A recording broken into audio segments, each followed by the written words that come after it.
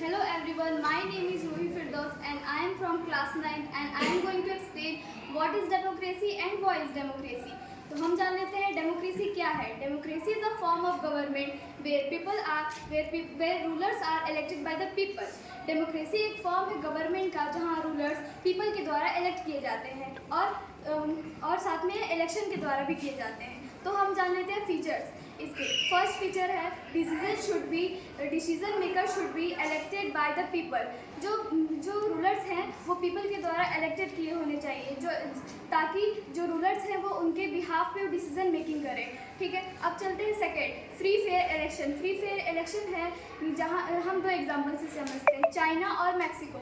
China में जहाँ की कम्युनिस्ट पार्टी है, चाइनीज़ कम्युनिस्ट पार्टी, वहाँ पे वही लोग इलेक्शन करते हैं. अगर किसी को अलग से इलेक्शन वहाँ पे लड़ना है तो उसको अप्रूवल लेना होगा चाइनीज़ कम्युनिस्ट पार्टी से. फिर नेक्स्ट है मैक्सिको में 1930 को वो इंडिपेंडेंट हुई थी और 2000 तक उसने 70 ईयर्स तक वहाँ पे इलेक्शन लड़ा. क्या ये पॉपुलर थी? नहीं, ये एक PRI थी, इंस्टीट्यूशनल रिवॉल्यूशनरी पार्टी, जहाँ पे वो डटी ट्रिक्स यूज़ करती थी.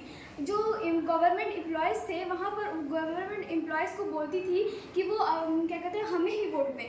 और जो पेरेंट्स टीचर मीटिंग होता था गवर्नमेंट स्कूल्स में, वो टीचर्स को बोला जाता था कि पेरेंट्स को आप ये बोलें कि हमें ही वो वोट दें. तो नेक्स्ट फीचर है हमारा one person one vote one value. एक इंसान एक ही वोट दे सकता है और उसकी एक वोट की एक ही वैल्यू होती है. नेक्स्ट है हमारा रूल ऑफ लॉ. तो इससे एग्जांपल से हम समझते हैं.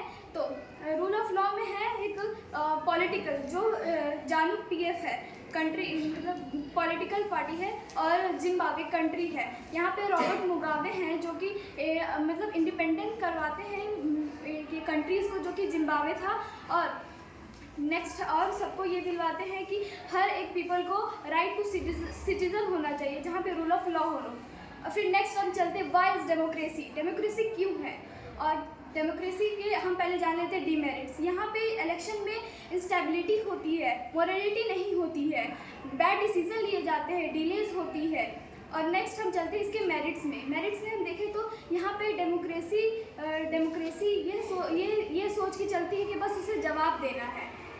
फिर वहाँ पे नेक्स्ट है हमारा इसमें कि जो हम इससे ये डीमेरिट्स का ही है, पर इसमें मेरिट्स के भी इम्प्रूवमेंट आते हैं. जैसे कि हम डिसीजन मेकिंग रॉन्ग लेते हैं, उससे हमारे इम्प्रूवमेंट होती है क्वालिटी में, डिसीजन मेकिंग करने में.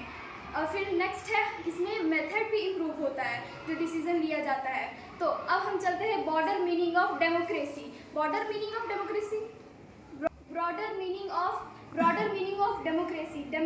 हम किस डेमोक्रेसी में रहते हैं? हम एक रिप्रेजेंटेटिव डेमोक्रेसी में रहते हैं जहाँ पे डेमोक्रेसी गुड डेमोक्रेसी और डेमोक्रेसी में बहुत फ़र्क होता है. जहाँ पे डेमोक्रेसी यह नहीं है कि बस आप लोगों की रोटी कपड़ा मकान ही नहीं, लोग की अलग अलग मतलब ख्वाहिशें होती है, उनको पूरा करते करते वो जाके हमारी गुड डेमोक्रेसी बनती है. Thank you.